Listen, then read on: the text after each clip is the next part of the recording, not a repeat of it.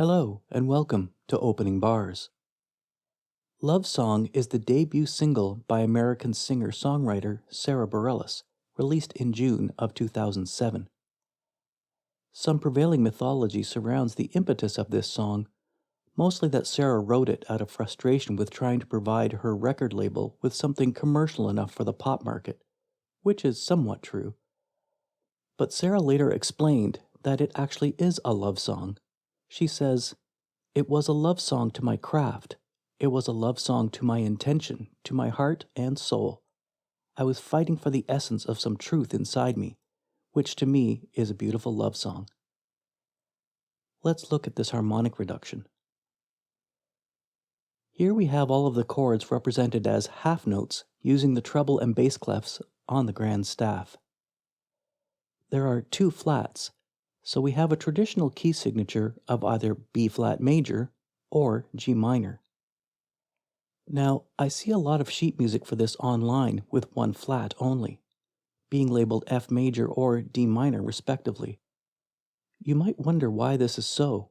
The whole introduction appears to be a G minor scale with a lot of E naturals, and the initiating harmony is solidly G minor, so maybe we can think of this as a mode, the Dorian mode in fact, starting on a G. You can see the bass line working its way up this G Dorian scale, reaching the F natural, and then uses the F sharp like a chromatic passing tone within the context of a 5 in the major moving to 1 on beat 1 of the next measure.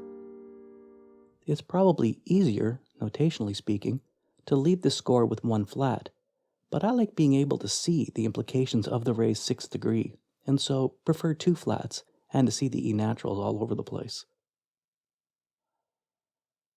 So, looking at measure 1, we have two root position chords on G and on F. In measure 2, we jump into a B flat major triad, but the third of the chord is not present. It's suspended from below on a middle C where it doesn't really resolve, but remains for the next chord, a C major in second inversion.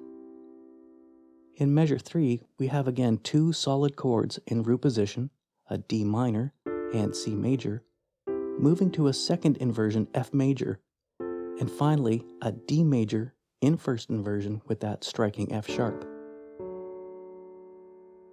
The harmonic analysis using Roman numerals is not telling until you consider the passage as a series of mini cadences.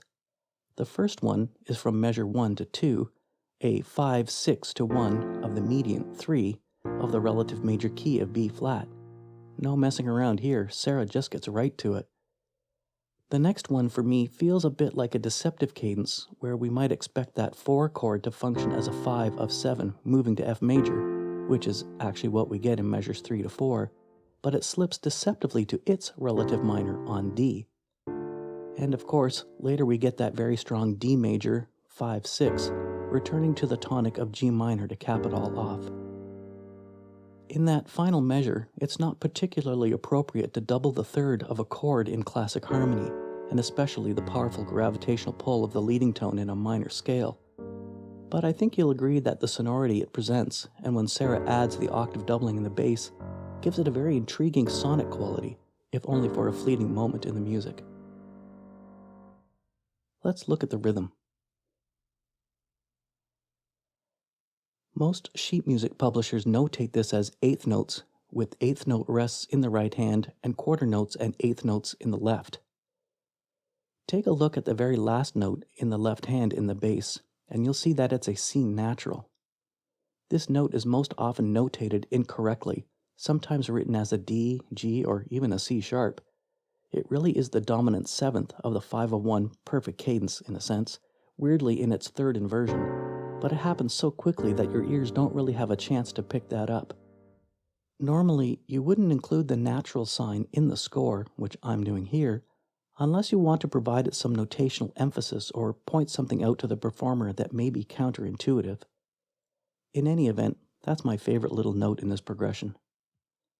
Okay, let's play that now, exactly as written, with a click track at 123 beats per minute.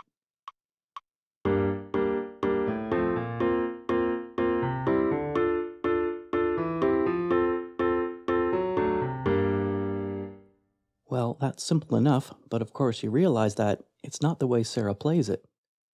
Let's look and see why that's so. Some popular sheet music may have a notation at the beginning of the piece with regards to the performance style of the rhythm.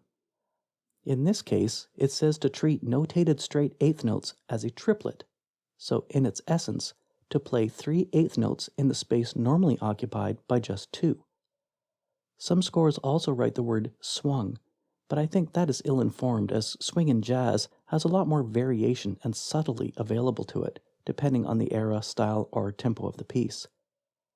I would say, because of its rigidity here, that this could also be called a shuffle rhythm. I've written out the actual rhythm more fully for you here. The tricky part of this is playing the triplet in the left hand only, preceded by 2 eighth rests, while the right hand maintains a very steady pulse of quarter notes. One way to practice this would be to have the right hand play part of the triplet rhythm as well. If we're counting out loud, we'd say 1, 2, triplet, triplet. Let's play that now, with a click track.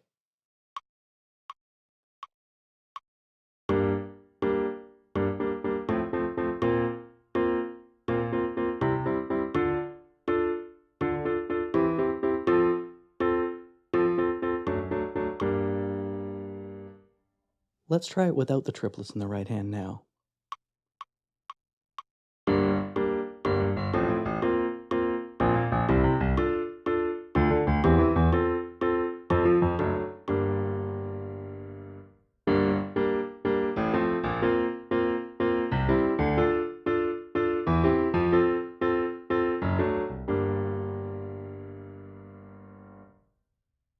Something I'd like to highlight here is that I personally like using quarter notes for the right hand, as it's less clutter in the score, and it better serves the intended duration of the notes themselves without having the performer think that they need to use the damper pedal.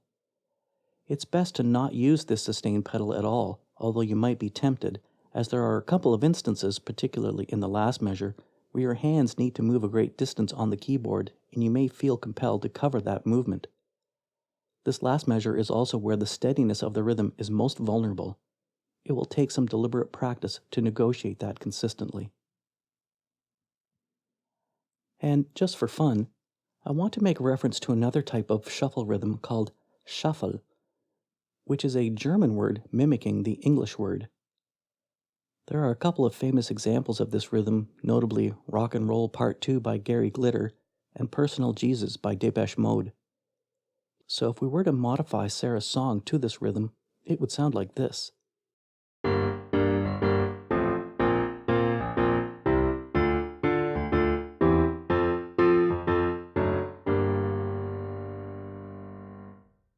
I hope you enjoyed your lesson today. Remember, don't just play notes. Make music. Until next time, thanks for listening.